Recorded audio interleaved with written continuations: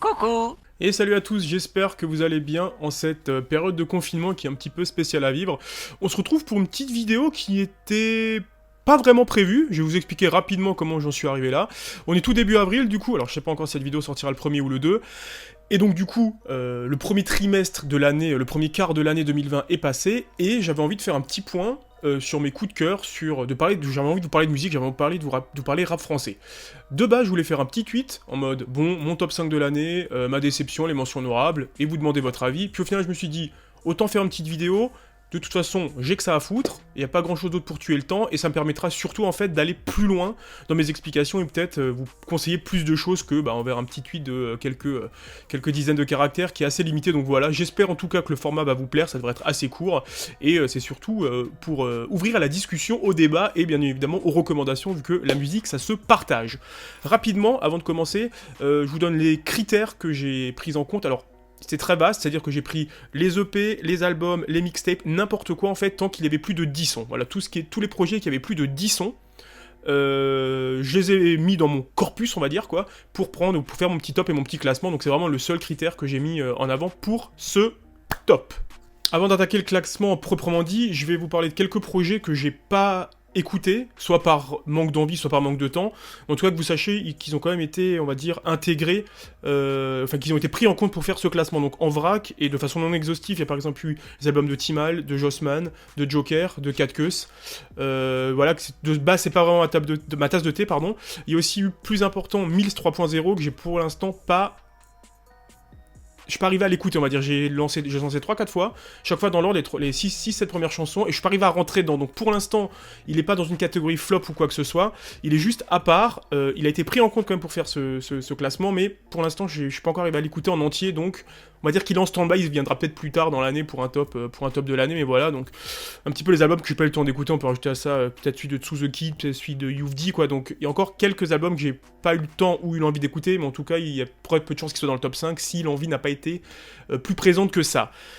On enchaîne directement avec ce que j'ai appelé mention honorable / hors classement. Première mention honorable qui pour moi est hors classement, c'est Adios Bahamas de Népal. Donc pour ceux qui ne le connaîtraient pas, c'est un rappeur qui est malheureusement décédé en fin d'année dernière. Ce sera du coup son seul et unique album, malheureusement.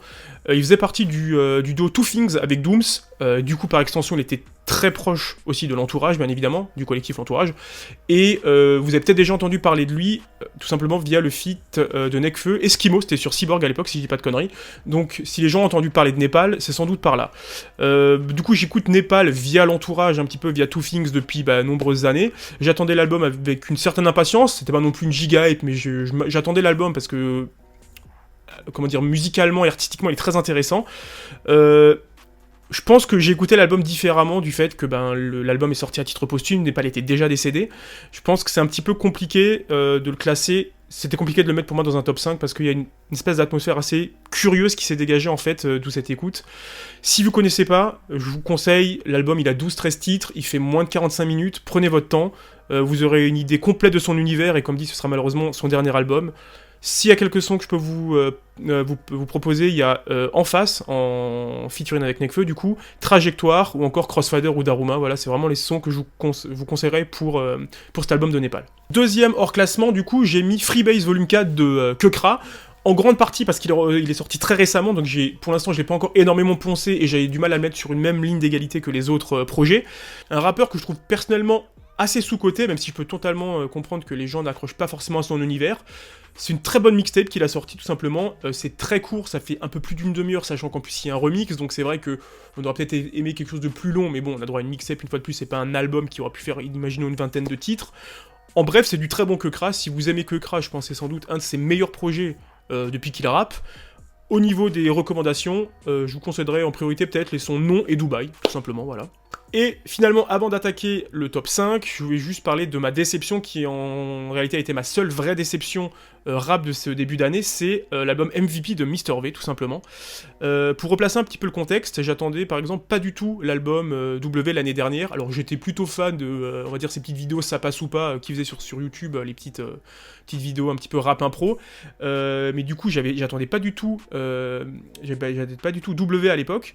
Et j'avais adoré, genre vraiment, j'étais en mode, il est vraiment arrivé à créer quelque chose, c'est pas entre guillemets juste un youtubeur qui se met au rap, c'était vraiment sympathique, et du coup, par extension, j'attendais énormément le deuxième opus d'MVP, surtout on avait eu droit, si je dis pas de bêtises, dans un des premiers missions, à Jamais avec PLK, que j'ai trouvé très très très bon, et au final, je suis pas arrivé à rentrer dans l'album, alors je l'ai écouté que 2-3 fois en tout, mais je suis jamais vraiment arrivé à me mettre dedans, j'ai trouvé que les sons se ressemblaient beaucoup, et qu'au final, les seules choses que j'ai vraiment retenues, c'était les feats. Et le feat avec Dossé, le feat avec PLK du coup, le feat avec Jul, et le tout dernier son qui clôt l'album, si je dis pas de bêtises, c'est FaceTime. Mais globalement, j'ai été un petit peu déçu, et c'est vraiment ma seule grosse déception de ce premier trimestre 2020, en tout cas au niveau des albums de rap français. On attaque du coup enfin le top 5. J'ai essayé de les classer de la meilleure façon possible en fait en prenant en compte plusieurs paramètres. Les projets que j'ai dedans, les 5 sont immuables en fait, donc ils peuvent pas bouger du top 5, mais j'ai eu un petit peu de mal à les mettre dans un ordre vraiment précis et arrêté.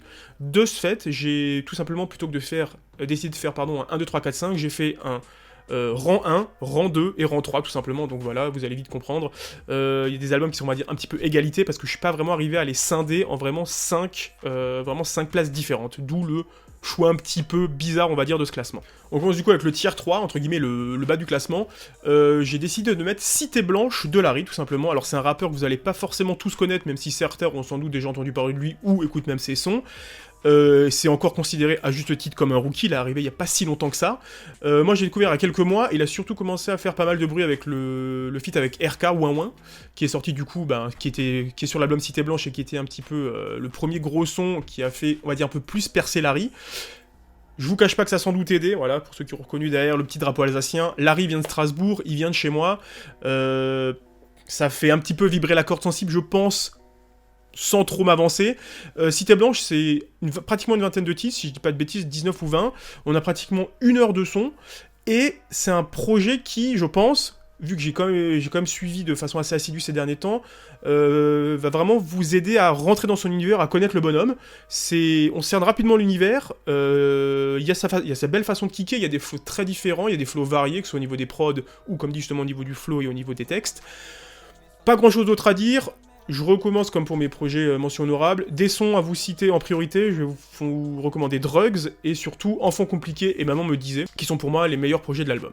En tier 2 de ma liste, on va avoir 2 projets du coup, qui sont du coup en gros pour caricaturer égalité à la 3ème place. Pour commencer, on aura mon coup de cœur de l'année 2020, même si je vous expliquerai un peu plus tard pourquoi il est que à cette place-là, c'est Rage de Seth Joes et de Sizi. Seth Joes, ça fait déjà quelques années qu'il est là, moi je l'ai découvert en 2018 avec Steam House, si je dis pas de bêtises, un petit projet qui était plutôt sympathique.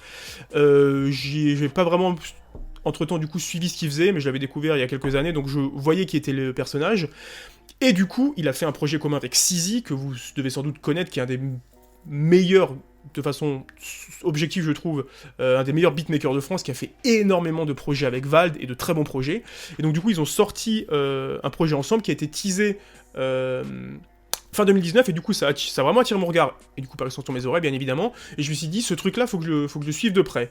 Le projet est sorti en février, et franchement je l'ai trouvé mais incroyable, genre c'est vraiment mon coup de cœur de ce début d'année 2020, le projet il est incroyable. Les prods sont variés, et je pense que vraiment, c'est pour le côté Sizi, et je pense vraiment que c'est un projet au niveau du coup musical qui va pouvoir permettre à Seth Joes de vraiment se faire un nom et peut-être de devenir un peu plus mainstream.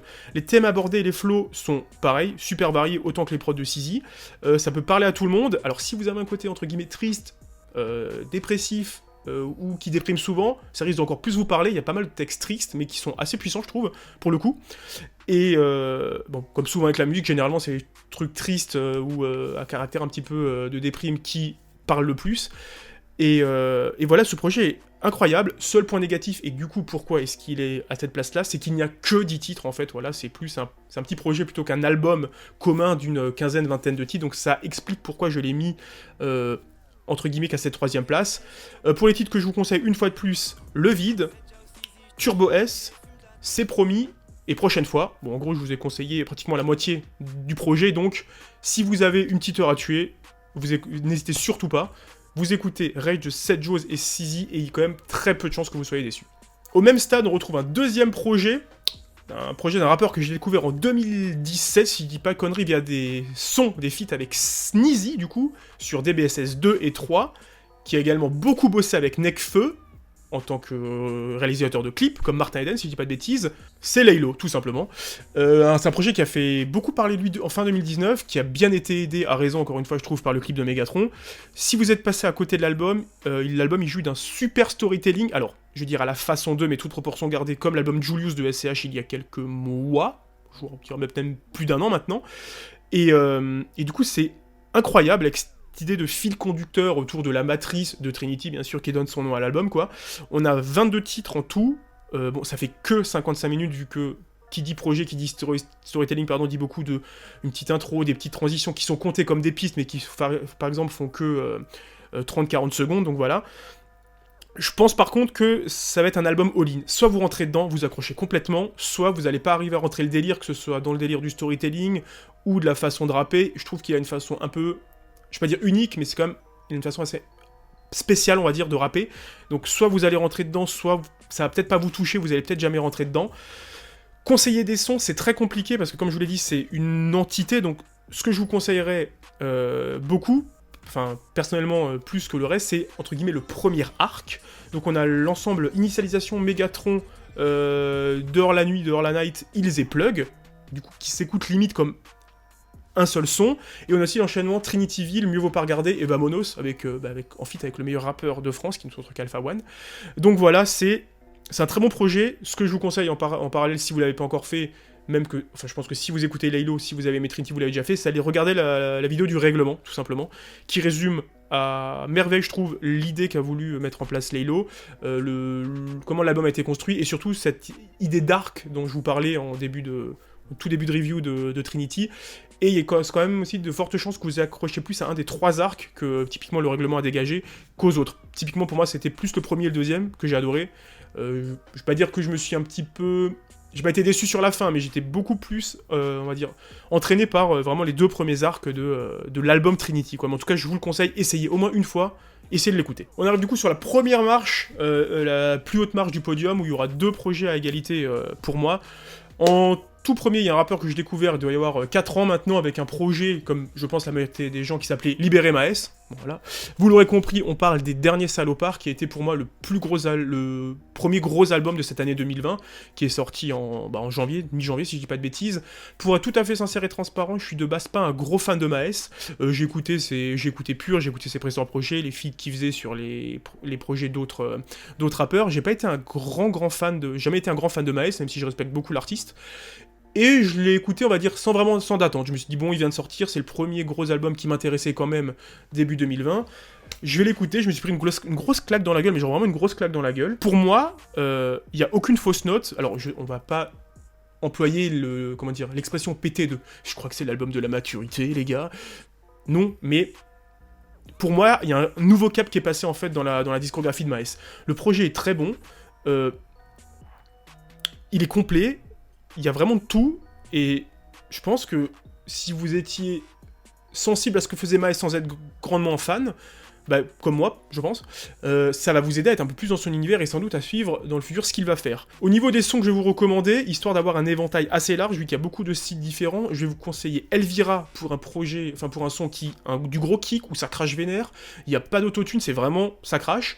Dibala, qui est, je trouve, un banger incroyable, qui va vous ambiancer, qui est du coup en feat avec Jul, et encore plus, entre guillemets, que Maes, je suis pas du tout fan de ce que fait Jul musicalement, mais alors ce son est incroyable, et on va dire un morceau un peu plus mélancolique, qui clôt l'album, c'est imparfait. Donc voilà, ces 3 sons, je pense que ça peut vous résumer à merveille où est allé Maes sur ce projet, et je vous le recommande vraiment beaucoup. Les Derniers Salopards, c'est à écouter et à consommer sans modération. À égalité du coup avec Les Derniers Salopards sur la première marche du podium. Si vous me suivez depuis quelques années, que ce soit sur les réseaux ou autre part, vous savez sans doute quel album va tomber ici. Un rappeur qui n'est plus à présenter, qui fait partie de l'entourage, qui fait partie de 1995, ou faisait partie entre guillemets, en fonction de comment on coupe, et qui sort enfin son 2e album, pratiquement 5 ans après Super. Sneezy, tout simplement, avec le carton Nouveau Mode. Certes, on a eu droit aux différents Dieu béni Super Sound, donc 1, 2, 3, les années précédentes pour nous faire patienter, mais on avait vraiment besoin, on va dire, d'un vrai album. Du coup, oui, comme dit, je me répète un peu, mais vous savez l'amour que j'ai pour, entre guillemets, l'entourage, 1995, Sneezy, Nekfeu, Alpha, Funky Fla, vraiment, quand il rappait. Donc, j'attendais énormément l'album, avec une petite appréhension, entre guillemets, d'être déçu. Je vais pas trop m'étaler... En fait, bizarrement, je vais pas trop m'étaler dessus parce que je pense que je pourrais faire une vidéo, même si c'est bien sûr évidemment pas mon thème de prédilection, je pourrais faire une vidéo de 25 minutes ou d'une demi-heure pour vous parler de nouveaux modes qui, on dirait, n'a pas l'air de payer de mine, mais qui est un album incroyable. C'est le projet le plus long, sur tous ceux que je vous ai présentés aujourd'hui, il fait plus d'1 heure, on a plus de 20 sons, on a que 2 ou 3 sons qui font moins de 3 minutes, donc voilà, c'est des chansons, on va dire, je vais pas dire étoffées, mais qui sont assez longues. On a un petit peu de tout, on a des morceaux, on va dire, classiques, avec couplet, refrain, on a on va dire, on a des sons à couplet unique, on a des morceaux sans refrain, on a des morceaux un peu plus chantés, on a des morceaux où ça kick, c'est complet, pour moi c'est très lourd, je vous le recommande, voilà. Écoutez Nouveau Mode, butez-vous à Nouveau Mode, si vraiment vous l'avez pas fait, quelques sons bien évidemment comme pour le reste, l'incroyable Étincelle en feat avec Nekfeu, Alpha One et Esprit Noir, qui je pense à l'heure actuelle est mon son préféré de 2020, juste devant Dibala dont je parlais avant. Il y a le morceau Règle, très intéressant au niveau de la construction, au niveau de la façon de kicker, très bon morceau, petite surprise, on a le morceau Guérilla, et je vous conseillerais également les feats avec Laylo, encore une fois, Sang Froid, et le feat avec Lefa, Dieu me guide, ou Dieu qui me guide, voilà. C'est vraiment les morceaux que je vous conseillerais du coup pour l'album Nouveau Mode. Donc voilà, j'espère que cette petite vidéo vous aura plu, peut-être que vous aurez découvert des artistes, bon ça m'étonnerait quand même, mais surtout que vous aurez peut-être découvert des sons. Quoi qu'il en soit, si vraiment ça vous a plu, n'hésitez pas à mettre un petit pouce, ça fait toujours plaisir, à vous abonner, ça fait encore plus plaisir, et surtout, ce que je vous demanderai du coup, c'est de partager dans les commentaires, soit votre top 5 à vous pouvez mettre si vous voulez vos mentions spéciales et votre déception si vous en avez une, et surtout les sons, voilà, donc n'hésitez pas à partager quoi que ce soit dans votre description, n'hésitez pas à donner votre avis sur mon top, est-ce que vous trouvez des trucs overrated, est-ce que vous trouvez qu'il manque vraiment quelque chose, même si bon la musique c'est quand même très subjectif, et voilà, et j'espère qu'on pourra débattre et s'échanger des bons sons en commentaire, et bien évidemment, restez chez vous, prenez soin de vous, prenez soin de vos proches, et je vous dis à très bientôt.